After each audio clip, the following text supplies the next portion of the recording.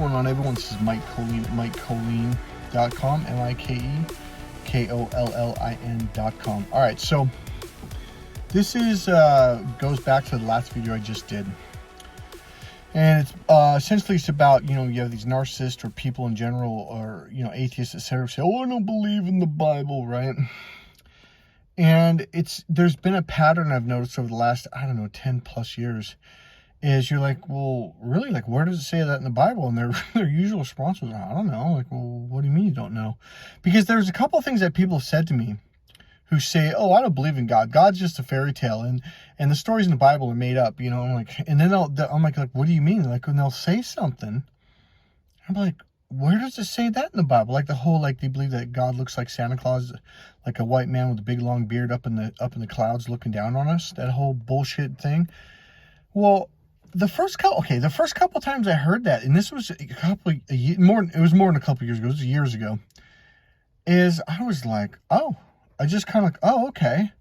I just kind of blindly accepted that. And I was like, wow, that does sound kind of weird. And then one day someone said it to me again. I go, wait a minute, what? Because it was about the 5th or 10th time someone said to me, it kind of just clicked me, like, wait a minute. Where exactly does it say that in the Bible? And they kind of looked at me all stunned and stumped. I don't really know. I'm like, oh, well, why do you say that? And they're like, well, because, they gave me some bullshit reason. I go, wait, have you ever actually read the Bible? And they literally go, because there's more than that one thing. They're, no, I've never, they literally, there was another thing they brought up. And I said, well, where does it say that in the Bible? Like, to be honest with you, I don't really know. I'm like, so why do you keep bringing this stuff up? And I forget what I said. And they go, I've never actually read the Bible. And I was like, what the fuck? Like, how dumb can you be to argue a subject And they said, I don't really know anything about the Bible. And I thought, how dumb to sit there and argue a subject you literally admit and show that you know nothing about. It was just a really like, wow, like, and it wasn't just this one person. It was over the years I've had this experience. And I kind of look back at all these people like, they've never read the Bible. They don't know anything about it. So here's the point of this video. So you get these people, these so-called experts of nothingness who know nothing about the Bible or God, and will admit to you, well, I've never had an experience with God, so therefore I don't believe, which is kind of a valid thing. But the problem is, if you've never put forth the effort to find God, it's kind of like, well, I'm not going to go hunting, or I'm not going to go fishing, therefore I'm not going to catch any fish or any, whatever. Yeah, no shit, dumbass. It's like, so it's kind of like they're saying, I don't know anything about this subject because I've never actually taken the time to read the Bible or to go to church or talk to anyone about it and actually listen to understand, but I'm the ultimate authority on it, and therefore I don't believe it. Like, wait, what? So let me get this straight. You know nothing about this subject, and therefore you don't believe it. Got it. That's freaking smart, man. Now, it's one thing to sit there and say, yeah, I don't know anything about that. I don't know anything about that, and therefore I don't believe in it. That in and of itself is fine. But when they sit there and start making up stories and Santa Claus and start talking about God fairy, tooth, whatever, the tooth God fairy and elves and stuff, and act like, well, they're right about this subject, when they will admit, like, well, I don't know anything about it. I'm like, well, then shut up. It's kind of like, let's take chiropractic. Okay, this is a good one. Okay, years ago, I had a really bad kink in my neck. And I couldn't turn my neck to the right. I could turn it to the left with pain, but to the right, it was stuck and I couldn't turn it. And oh my God, it hurt like you would. After about a month of this, a friend of mine at the gym goes, dude, you need to go to the freaking doctor. You need to have it looked at. Because I was powerlifting. I was like benching 365 and doing squats with 5 plates aside, for 5 reps. I was a pretty big dude. And someone said, you might have actually done something. So I went to a medical doctor, gave me pain pills, and that didn't work. So he sent me to a surgeon. No, we did that for about 3 weeks. And then eventually sent me to a surgeon. The surgeon goes, well, why don't you try some muscle relaxants and, do this or do that. And I came back a week or two later, and he goes, well, you know what? He goes, we're going to have to schedule surgery. He goes, we're going to have to go in there and cut this out. And he wanted to, what do they call it when they weld your vertebrae together? I forget the word for it. But he wanted to fucking take out the tissue, the disc, and then put these vertebrae in my neck together. And a friend of mine goes, and he made an appointment. And my friend's like, no, Mike, please, no. He goes, go to a chiropractor. He goes, I know this chiropractor that can. He goes, Mike, trust me.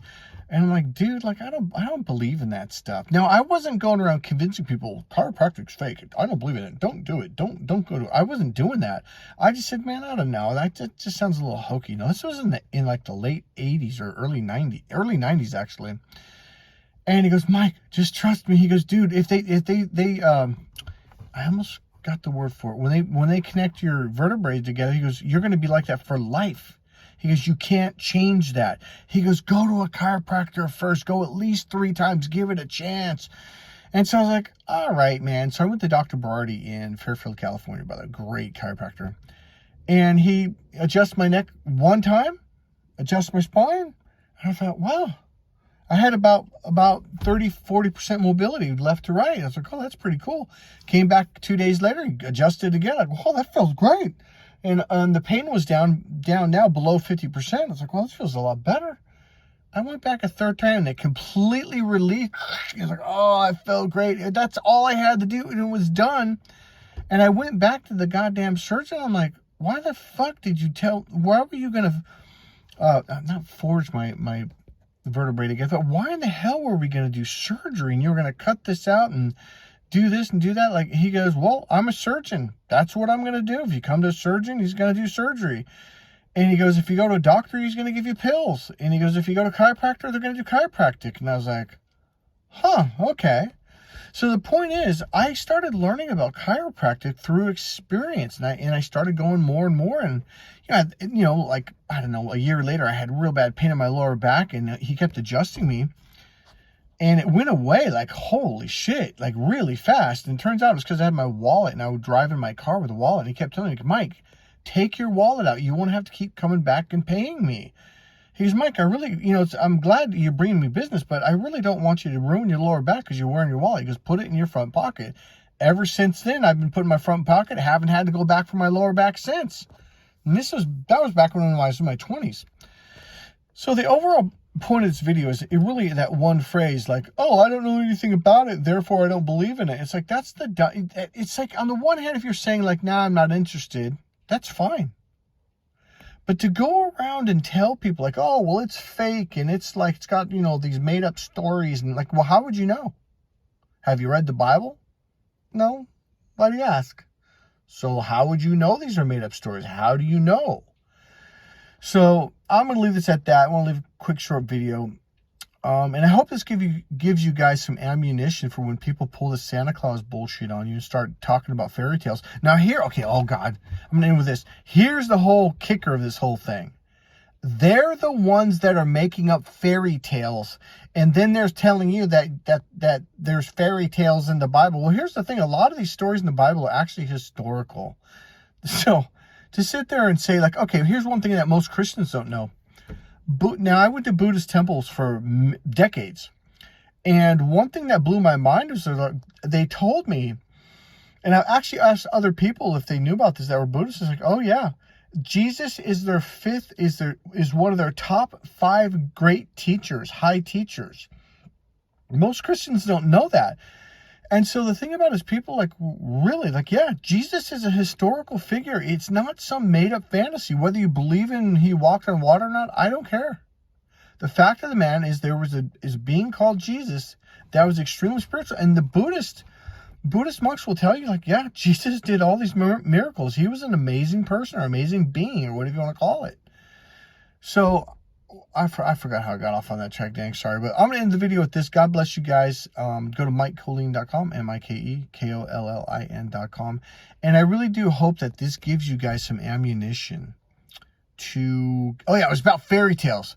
It's about how narcissists or atheists will make up these stories. Here's what all you got to do. Just challenge them. Say, where does it say that in the Bible? And they're like, I don't really know. I would tell you probably 75% of them will go, oh, I don't really know. I'm like, well, then why do you talk about it if you don't know? Like, how do you know this? Who told you that? Keep asking them questions, and they're going to start stumbling and bumbling. Oh, I don't really know. So, and eventually they'll probably be like, oh, I never really read the Bible before. Like, well, then just say, dude, you were just like useless. Like, that would be like me arguing in a court of law over laws that I absolutely know nothing about. I've never studied, well, a little bit of law, but I've never actually studied law to any length. So I could not, in all self-respect and what's the right word for it? Honesty, there's another word that goes with it. Integrity, stand in a court of law and argue righteously like I know something about it, because I don't. I'm not an expert in that field. God bless you guys.